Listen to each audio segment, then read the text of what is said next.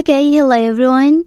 Here I want to provide tutorial on how to change the app icon in Duckduckgo application on an Android device.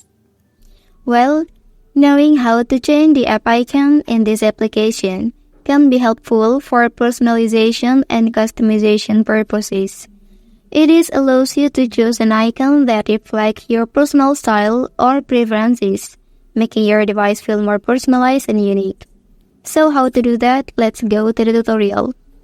Okay, first thing first, open Duckduckgo application. Well, so here look for the three dots and then tap on it. After that, select settings option. Okay, and then here you can scroll down and choose appearance option.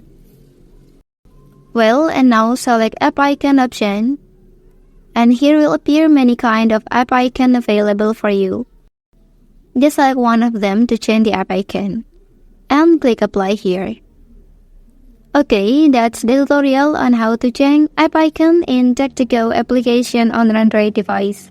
If you are helped by this video, don't forget to like and subscribe to get other information from this channel. Thank you.